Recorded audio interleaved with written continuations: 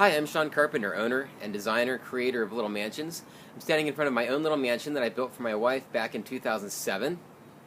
Today I'm going to take you on a trip to my shop, and I'm going to show you how to build your own little mansion. You want to start at a corner. So you take your back piece and your side piece. So in this case, it was C is the back and D was one of the sides, and we joined C and D. And there's a lot of wood in this, as you can see. So you want to go, this is a toe screw. So watch Brent's hand, how he's screwing right into the corner here. And he's just going to screw right through the corner of those two studs into there. And it just sucks them together. So you want to have at least 2 screws. I'd recommend maybe 3 or 4 in every single one of those connections there. He's got the next panel here. He's just going to put them together.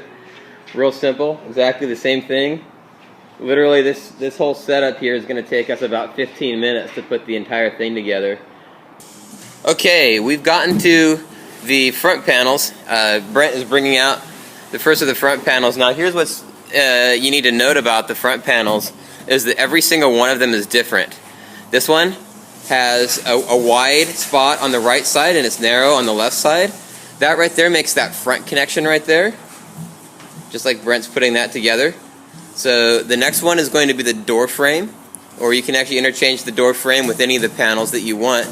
And then after that will be a middle panel, and then the left panel is going to be exactly like the right panel, except for it's going to be flipped. So this is the one place where you want to make sure that the right panel goes in the right place. This right here is the door panel. This is the really skinny panel, and it has the door frame inside of it. So this is going to be super simple. All you have to do is just screw through this on one side and screw through it on the other side. Panel here. This is your other inside panel. This panel, you can interchange it with the door panel. So if you want your door to be more towards the left or more towards the right, that's up to you. You see the difference between this panel and the end panels is that both of the sides of this panel are exactly the same. So I'm going to come over here, I'm going to show you how Brent's going to go ahead and screw it together. So he's going to hold it, and he's just screwing it, rather than toe screwing it, he's just going straight from the inside of that door panel, and he's just screwing it in there. Just like that. He's going to put one in the middle, one at the top, one at the bottom. Alright, so Brent's actually going to toe screw this one from the outside. This is your outside corner. He climbed up here on top of a table and screwed it from there. Simply because you've got those windows, you'll have those window stops in there, so you're not going to have anywhere to screw, so just screw from the top, it'll be fine. And then I'm going to screw here on the bottom like we did. Okay, so this is kind of a bird's eye view. The next step is to do the top plates. And I want to show you what the top plates are going to do. These are lapping top plates, and they tie the entire thing together. So this right here is the front corner. So this is where the front left side meets the left side. So that would be the A panel meets the B panel. And this right here is going to get covered up by a top plate. The top plate is going to get nailed into this one right here, and it's going to get nailed into this one as well. And by getting nailed into those two, it's going to tie the entire thing together. That's the purpose of a top plate, as well as giving it some extra strength. Okay, let me show you this right here. So these are the 2 panels where they meet, and the top plate goes right over those 2 panels like that. Now we're going to just put a screw here and one here, and then that will connect the 2 walls together. So you can see from the top here, there's a top plate all around the entire top. And so you want to screw all those top plates down, and those top plates connect every single one of the panels together and make sure that everything is nice and straight. Okay, so these sections right here might want to bow out just a little bit, and that's another purpose to have the top plate on, is the top plate actually pulls those sections together. So you put the top plate on top of them, and then you pull it nice and straight, and then when you screw it in there, it will very nicely keep everything perfectly straight. You want to put 2 or 3 screws on each one. Okay, this is your transom window setup. Starting at the right and then moving to the left. Each of these is individual. They're exactly the same size as the front panels. So as you can see, the panel on the very far right has kind of a little thicker section, and then it has this little nub that sticks up like that, and then you go to the panel on the very far left, and it looks exactly the same. Those hold the header in. There's going to be a big 4x4 header that goes over all that entire expanse right there. So the main thing is just make sure that the right one goes on top of the right one, and then once you're done with that, you're going to put a header on top.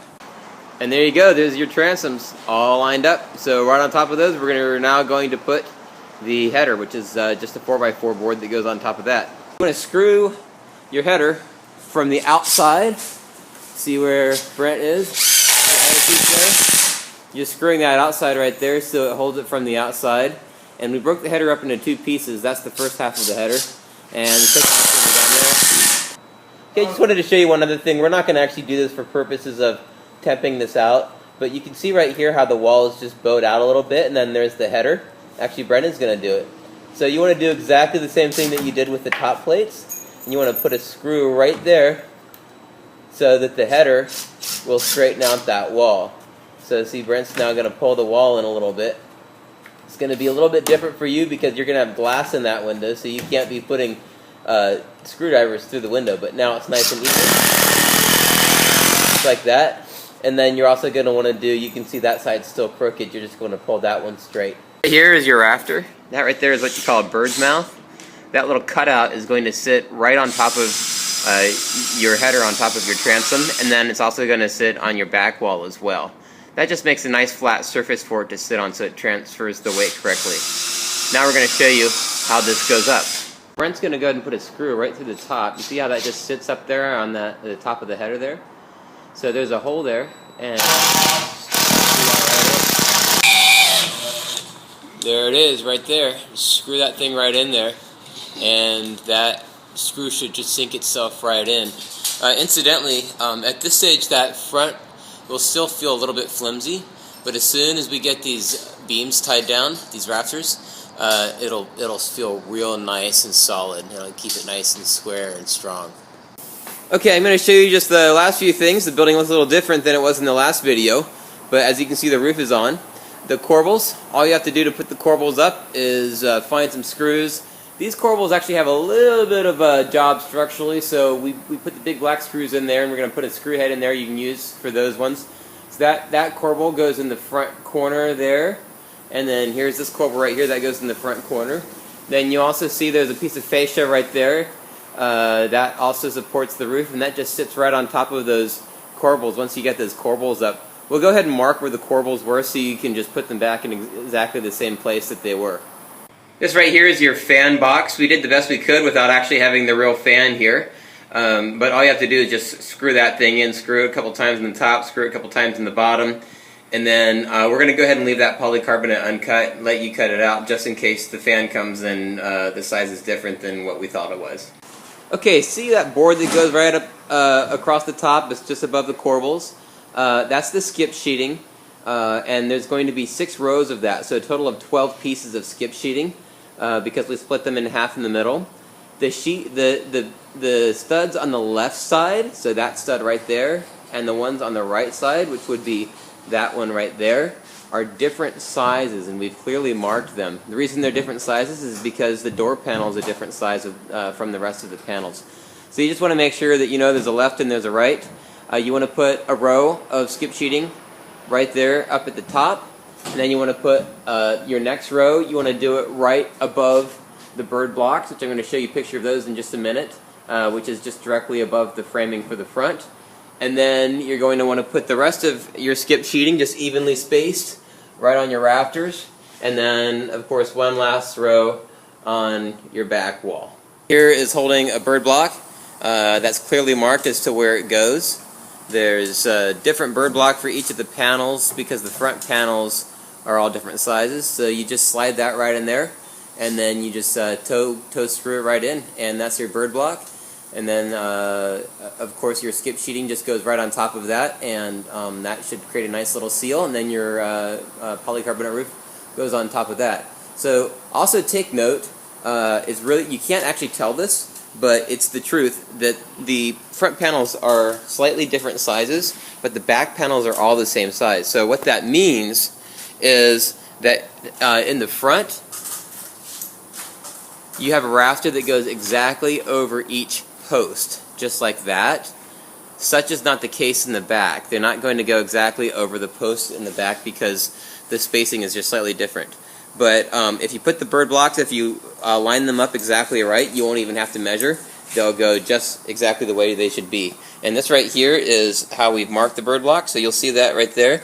So this bird block right here says, there we go, there's two of them. See, there's a bird block back right there, and that just shows your back left-hand side. And that right there is your bird block. If it doesn't say back, well, that one says front, so that just shows you it's your front left-hand side. So if you're doing left and right on those bird blocks, what that means is that you're standing looking at the structure, and it's on your left as you're standing looking at the structure from this view right here.